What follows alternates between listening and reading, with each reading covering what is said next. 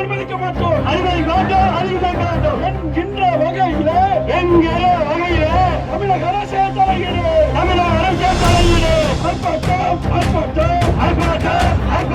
விவசாய சங்க ஆர்ப்பாட்டம் நியாயம் கேட்டு ஆர்ப்பாட்டம் வழங்க வேண்டும் மன உரிமை சட்டப்படி 100 ஆண்டு காலமாக வசித்து வரும் விவசாயிகளுக்கு ஏற்க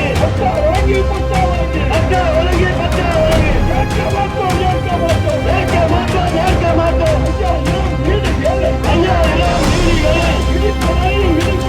இடிப்பதை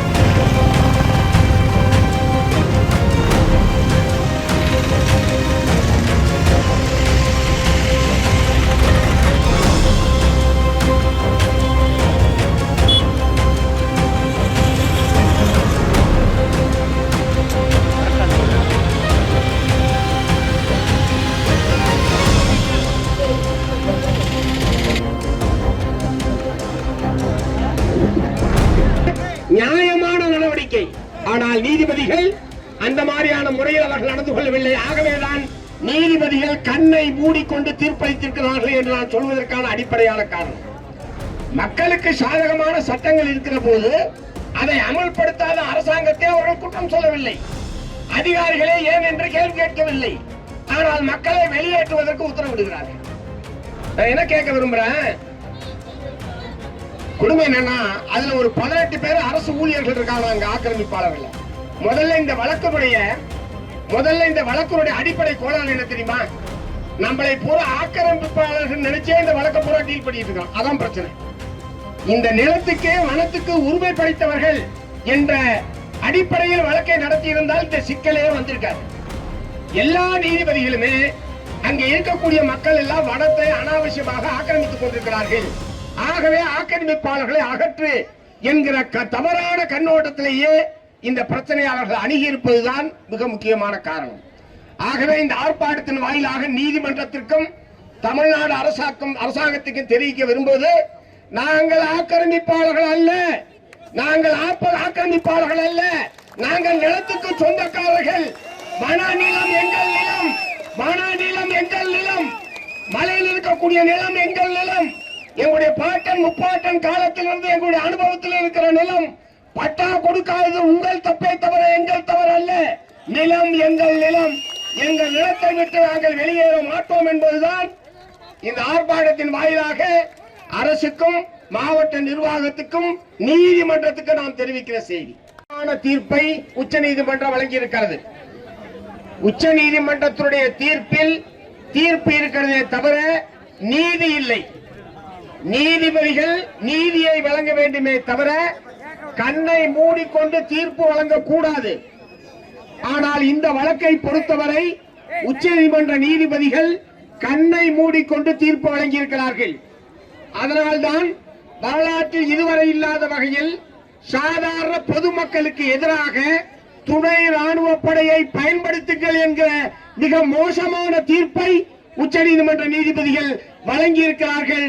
இந்த தீர்ப்புக்கு என்னுடைய வன்மையான கண்டனத்தை முதலில் நான் தெரிவித்துக் கொள்ள விரும்புகிறேன். யாருக்கு எதிராக ராணுவத்தை பயன்படுத்துவது, யாருக்கு எதிராக துணை ராணுவ படையை பயன்படுத்துவது? அண்டை நாடுகளோடு சண்டை வந்தால் ராணுவத்தை பயன்படுத்தலாம், தீவிரவாதிகளுக்கு எதிராக துணை ராணுவ படையை பயன்படுத்தலாம், அப்பாவி பொதுமக்களுக்கு எதிராக துணை ராணுவ படையை பயன்படுத்தலாம் என்று உத்தரவிட்டிருக்கிறீர்களே, நீங்கள் நீதிபதிகள் தானா என்கிற கேள்வியை எழுப்ப விரும்புகிறேன். ஆகவே சாதாரண சிவிலியன்களுக்கு எதிராக துணை ராணுவ படையை பயன்படுத்துவதற்கு உத்தரவிட்ட உச்ச நீதிமன்ற தீர்ப்பை தமிழ்நாடு அரசாங்கம் முதலில் கண்டிக்க வேண்டும். நாங்கள் கண்டிப்பதல்ல, நீங்கள் கண்டிக்க வேண்டும் பொதுமக்கள் சார்பில். இரண்டாவது விஷயம், நான் என்ன சொல்ல விரும்புகிறேன், இந்த எல்லா வழக்குகளிலும் உயர் நீதிமன்ற வழக்காக இருக்கட்டும், உச்ச நீதிமன்ற வழக்காக இருக்கட்டும், எல்லா வழக்குகளிலும் இந்த வன உரிமை சட்டம் 2006 ஒரு சட்டம் இருக்கு. அந்த சட்டத்தை பற்றி அரசின் சார்பில் யாருமே அங்கு வாதாடவில்லை. வன உரிமை சட்டம் என்ன சொல்கிறது?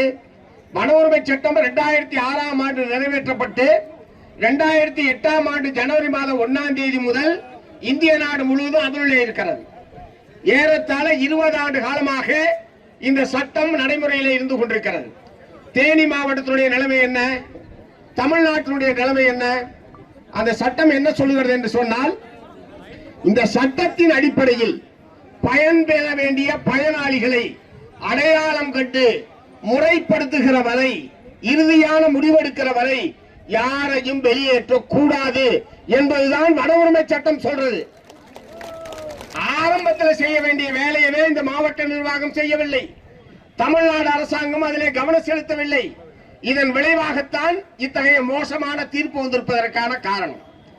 ஆகவே இப்போது நான் தமிழ்நாடு அரசாங்கத்தை வற்புறுத்த விரும்புவது, வன உரிமை சட்டம் 2006 அடிப்படையில் தேனி மேகமலை வருஷ நாடாக இருந்தாலும் சரி, ஸ்ரீவில்லிபுத்தூர் புலிகள் சரணாலயமாக இருந்தாலும் சரி, களக்காடு முன்னந்துறை புலிகள் சரணாலயமாக இருந்தாலும் சரி, கன்னியாகுமரி வனவிலங்கு சரணாலயமாக இருந்தாலும் சரி, நான் சொல்லக்கூடிய எல்லா பகுதிக்கும் இந்த தீர்ப்பு பொருந்தும்.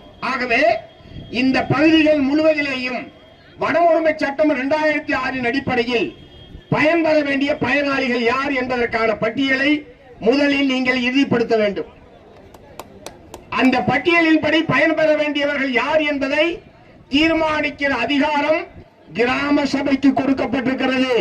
மாநில அரசாங்கத்திற்கு அல்ல, மாவட்ட ஆட்சியருக்கு அல்ல, எங்களுடைய கிராம சபைக்குத்தான் அந்த அதிகாரம் கொடுக்கப்பட்டிருக்கிறது.